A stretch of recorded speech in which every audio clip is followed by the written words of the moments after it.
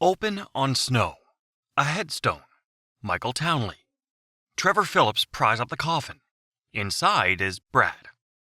That's the lie at the heart of GTA 5. This is Trevor's whole story. Grounded pilot, flare gun partner, Sandy Shore's tyrant, and the one ending where he refuses betrayal. Trevor Philips grows up in motion. 5 states, 2 countries. Never rooted, always braced for impact. He calls it the Canadian border region of America. Home is noise and threat. About Mrs. Phillips, he speaks with flurry and flinch, not praise. Abuse and neglect are the lesson. The rule he takes from childhood is simple and brutal. If you care, you protect. If you're threatened, you overwhelm. But what happens when a kid wired for chaos is handed a cockpit and told to fly straight? That's where Trevor's next chapter begins. He can fly before anyone teaches him. That's how Trevor tells it. So he reaches for structure. The Air Force. It almost fits. Then comes the evaluation. His story paints the examiner as an evil witch of an evaluator who declares him unstable and grounds him right before wings. Whether you take his words at face value or not, the point lands. The instability comes before the uniform. And when the sky rejects him, Trevor crashes straight into the one man who will change everything, a thief named Michael Townley. We hear it during Pac-Man. Trevor tells Lamar how he met Michael. A flare gun fired point blank, a body hissing in a lake. Quite a baptism. It's Trevor's own telling, not shown on screen, but it tracks with their early smuggling work. The kid in that story is Michael Townley. Trevor had violence. Michael brought direction. But momentum cuts both ways. As the jobs get bigger, so do the cracks. And one new face will push Trevor and Michael toward disaster. Jobs get bigger. Michael talks and lines up marks. Trevor flies and makes the exits real. Lester keeps the math honest. Around Michael's family, Trevor plays Uncle T. He jokes too loud with Amanda. He watches Tracy and Jimmy like a guard dog that learned to love the hard way. He vows to hurt anyone who hurts Tracy. Then the balance tips. Michael grows cautious. More to lose, less appetite. Trevor calls it going soft. Into that space steps Brad Snyder. Trevor brings him in. Lester never trusts him. In Trevor's own fairy tale retelling, he even says he was thinking about cutting Mike off when everything went to hell. Whether that's bravado or a bruised truth, it marks the first real crack. And orbiting in the shadows is the man with the power to end it all. That orbit collides in the snow of North Yankton. Ludendorff, North Yankton 2004. One last score, with a secret deal under the snow. Off the books, Michael and Agent Dave Norton make an arrangement. Michael will be shot in public to fake his death and disappear. Trevor will be removed from the board. Brad Snyder is meant to be arrested. That's the plan. What happens is chaos. At the farm roadblock, Dave's rifle round hits Brad, not Trevor. Moments later, the getaway cart is struck by a train. Michael still takes a round to sell the death. Sirens fold over the ranch. Trevor fires back, takes a hostage, and vanishes into the white. A funeral is held for Michael Townley. Dave supervises the burial. The grave holds Brad. Back in Blaine County, Trevor inks R.I.P. Michael. He writes Brad letters at Bolingbroke for years, and Brad writes back. Later, we learn those replies came from Dave Norton, keeping the lie alive and keeping tabs on Trevor. 9 years stretch across the desert. Sandy Shores isn't hiding. It's home base. A trailer by the tracks, a hangar at Sandy Shores Airfield. After Nervous Ron, the Mackenzie Field hangar goes up for sale. TPE turns it into a smuggling hub for the Alamo Sea. The name on the side is Trevor Philips Enterprises. Ron Jakowski panics efficiently. Wade Hebert fetches, carries, and believes. Chef keeps the glass clean and the cooks hotter than they should be. Business is meth and guns. Enemies are neighbors. The Lost MC chapter that still thinks Johnny Klebitz can pull it together. The O'Neill brothers, cooking bad science in the hills. The Aztecas under Ortega, trying to call dibs on a market they don't control. Mr. Phillips begins the war. Johnny confronts.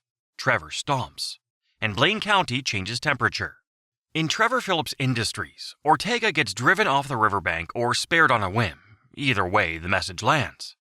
Crystal Maze ends the O'Neill's lab in a roar of propane and splinters. Nervous Ron clears the runway. Rifle on the catwalk. Goggles in the dark. After this mission, the Mackenzie Field hangar becomes available to buy, and TPE expands operations there. Late night Los Santos news. Security footage from the jewel store job rolls. A robber's voice cuts through the compression. Face. You forget 1,000 things every day, pal. Make sure this is one of them. The line freezes Trevor in place. He hears Michael. Coincidence isn't that specific. He sends Wade Hebert south with a checklist. A Michael about the right age. Married to Amanda. 2 kids, Tracy and Jimmy. A life in Vinewood. Wade digs through club flyers and Life Invader posts, gate codes and gossip. The name comes back. Michael DeSanta. It's not just a quote, it's the pattern. It's the family. Relief and betrayal share the same spark. Michael DeSanta has a fence, a pool, and a lie that paid for both. Trevor walks into that yard and the temperature drops. Amanda is furious. Jimmy vanishes into screens. Tracy blinks, caught between fear and a memory of Uncle T. The city tries to make them small again. Fame or shame shrinks Tracy into a punchline. Laszlo leers. Trevor and Michael put him on the hood of his own humiliation. A father and a friend aligned for once. But Los Santos eats alignment for breakfast. Dave Norton has a secret to protect. Steve Haynes wants a show with bodies in it. Three's Company pulls Michael, Franklin, and Trevor into a grind of favors. FIB versus IAA. Deniable violence, and a tab that never seems paid.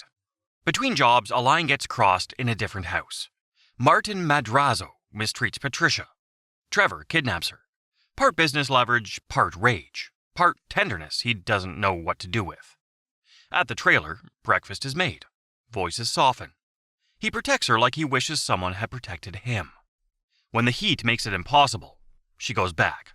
A truce is bought with distance, not healing. Elsewhere, near Vespucci, an apartment turns into aftermath. Floyd and Deborah are gone when Trevor walks out. Just blood, silence, and Trevor saying, "Tragedy struck." The door never opens for the player. But the past doesn't stay buried forever. In a frozen graveyard, Trevor finally digs up the truth, and it's uglier than he ever imagined. Ludendorff, the cemetery. A grave that says Michael Townley. Trevor digs. Michael pleads. The lid lifts. Inside is Brad Snyder. The lies line up. Dave Norton's deal, Michael's fake death. Letters from Brad that were Dave the whole time. Guns come up. Trevor and Michael at arm's length over 9 years of betrayal. Before a shot lands, Wei Cheng's men ambush the cemetery. Trevor tries to fire. His pistol jams. He whips it at Michael and bolts through the gates. Michael fights the triads back toward the car, only to find it sabotaged. He's pulled from the seat at gunpoint and taken alive. On the flight home, Trevor gets the call. "We have your lover, Michael DeSanta." The story sprints to a fork with 3 knives. A. Kill Trevor. B. Kill Michael. C. Death wish. The third way. We choose C because it fits the code, because it keeps the crew alive. The Foundry. Franklin and Lester bait the FIB and Merryweather with a story about melting down the gold. Lamar shows up. The trap springs. Steel catwalks. Muzzle flash. 3 friends covering angles like they were born to. When the floor is clear, they make a list. Targets. Steve Haynes. On Del Perro Pier. Camera rolling. A mask mid-monologue.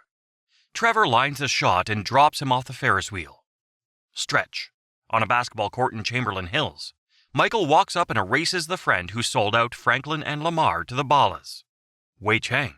At the Pacific Bluffs Country Club, Franklin hits the convoy and ends the triad boss who tried to have Trevor and Michael killed. Then, there's David Weston. Trevor raids the mansion on Tongva Hills, peels off Merryweather guards, and finds Devin in a box like a toy he lost interest in. Into the trunk he goes. They drive to the edge of the map where the lights don't reach. 3 men, 1 car, 1 cliff, 1 ocean. Michael sums it up like a man past his limit. They send Devin into the dark. But the real story isn't which ending you pick, It's the one line Trevor will never cross, and it explains every choice he makes. Trevor never forgives Ludendorff. He never forgets the letters. But when Franklin calls in ending B to ask for help killing Michael, Trevor refuses, says he's had enough traitors in his life. It isn't morality. It isn't sanity. It's the one rule he believes makes him real. Loyalty. A code soldered by a mother who weaponized love and a best friend who sold him a grave. Franklin reads it as respect. Michael hears it as mercy. Trevor just lives it. Back in the trailer, an apparition. Mrs. Phillips. She tells Trevor he's an ungrateful son, orders a truck full of dilutamol, and vanishes when he brings it home. Was she there? Was it a break in the wiring? The game leaves it as a bruise you can't press. Friends mention her. Trevor dodges details. Years later, in the Smuggler's Run era, Ron Jakowski talks about Trevor going all Vinewood, a guru, a lifestyle coach. It's an in-universe line, not a cutscene, but it tracks with a man who reinvents the surface when the core won't move. Before we move into family, remember this. Trevor's story isn't only the main jobs. The side paths show the edges of his wiring. Side paths sketch Trevor's wiring. Rampages are snaps, red haze, a man who refuses to be small. The altruist cult. Only Trevor delivers hitchhikers to cannibals and looks away. Series A, GTA Online heists. Trevor is the heist contact, with Ron coordinating setups and Chef assisting, on behalf of Trevor Philips Industries. Years later, in Smuggler's Run, 2017, Ron says Trevor... My best friend? Oh, he's supposed to protect me forever? Then he goes all Vinewood on me. He's too important for Ron now. In universe, it's Ron talking. For GTA Online, we treat events as contemporaneous with their release windows until Rockstar states otherwise. It's the same signal, loyalty without breaks. At first, Trevor uses Franklin like a tool with legs, but jobs carve familiarity. Merryweather runs, Blitz play, the Polito score. Streets where a man's worth is measured by the angle he covers. Franklin doesn't scare easy. He asks hard questions. He shows up when it counts. And if Franklin earned Trevor's respect, Michael's family stole something deeper. Amanda is complicated. The friend's wife you banter with too loudly in the kitchen. Tracy is the line he never lets anyone cross. Fame or shame proves it. And so does the quiet way he watches her leave a room. Jimmy is the pizza box, the controller glow, the eye roll. A kid Trevor can only help by not being around too much. In the end, Trevor is a man wired for betrayal who wanted one thing: someone not to betray him. Trevor Philips isn't chaos for chaos's sake. He's trauma, looking for a landing strip. He's loyalty without breaks. He's tenderness he never learned to hold. The Air Force tried to measure it. Michael tried to steer it. Blaine County tried to survive it. Only one choice ever changes him: not betraying. That's why Death Wish feels true. It keeps the only unbroken part of him, his code, intact. In a city built on deals, Trevor Philips keeps one thing he won't sell: loyalty. Grounded by doctors, betrayed by his brother in crime.